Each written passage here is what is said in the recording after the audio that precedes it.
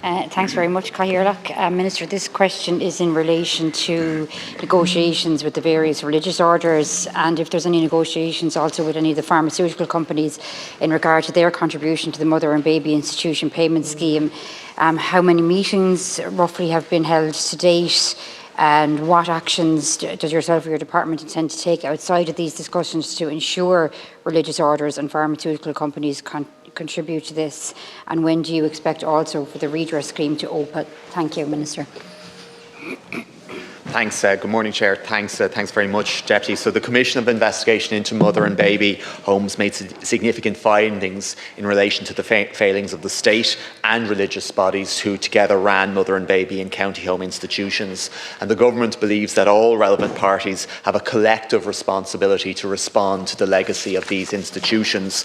In May, the Government approved my proposal to appoint Ms Sheila Noonan to act on my behalf in leading negotiations with religious bodies which had a historical involvement with mother and baby institutions.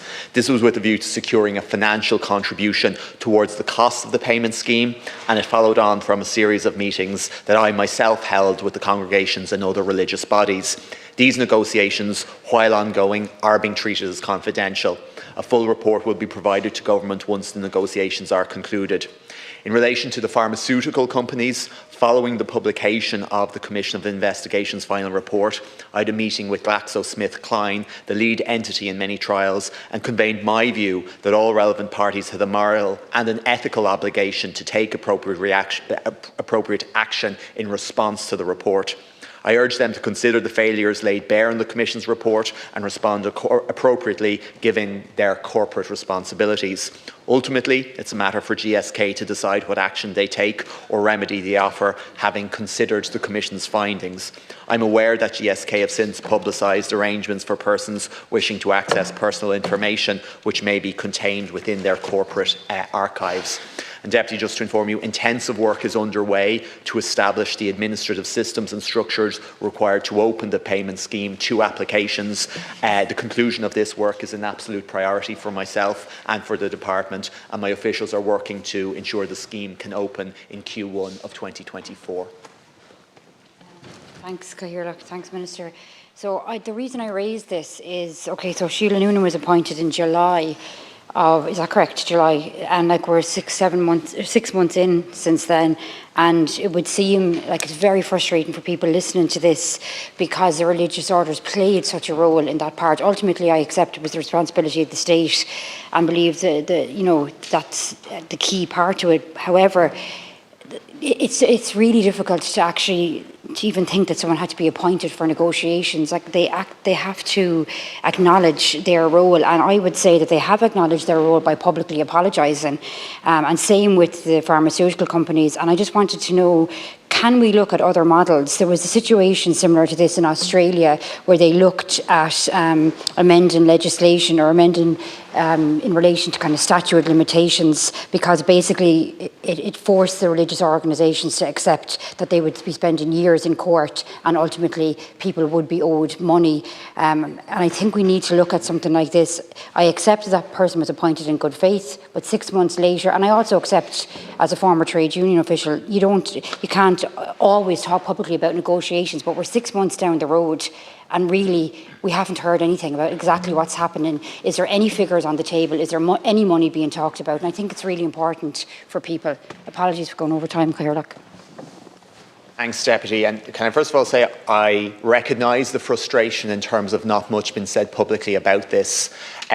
But as you alluded to, it is a negotiated process, and a negotiated process where little bits of information slip out during the process is one that parties aren't going to engage with. So I think the fact that it is one where I'm not providing a blow by blow account is the best one to get a resolution. Though I recognise that leads to to frustration.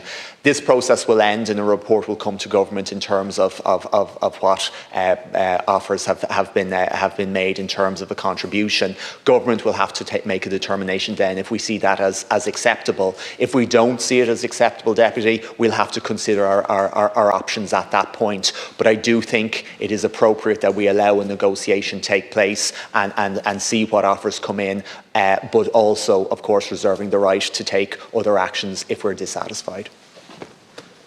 Thanks. Well, I welcome that you would potentially consider other options, and even the fact that a report is coming, because that's even information that I think people weren't aware of to date. But I suppose, what's the time frame for that? And like negotiations, you can't have them go on indefinitely with the best will in the world and with the best will on both sides.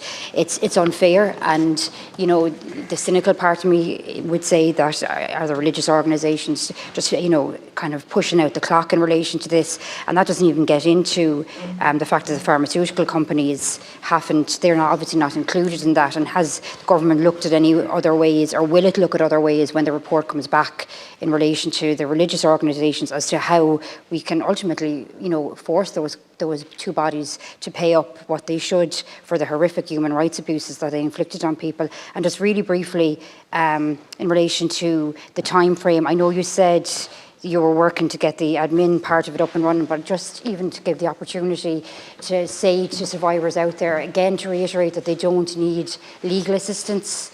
As we've spoken about before, that seems to keep coming up. We still get kind of worried phone calls. So even just to take the opportunity to say to people, they don't need to go down that road. They can contact, you know, representatives' offices as well. Thanks. Thank you, Deputy, again for highlighting that point.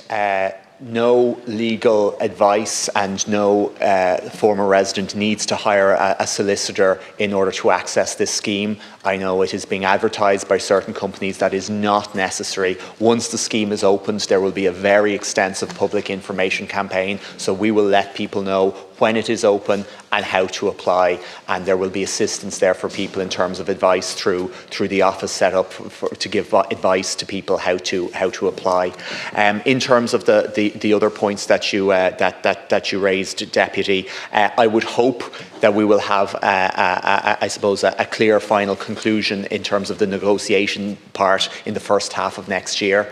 I am engaging with Ms. Noonan in terms of getting updates as to how these negotiations go through, but in agreement with her, my sense is it's best not to drip feed pieces of information out. There will be a conclusion, there will be a report, this will be brought to government, and government will make a final determination in terms of whether what has been offered is acceptable or not. And as I said before, if it's not acceptable, at that point government will have to consider its options.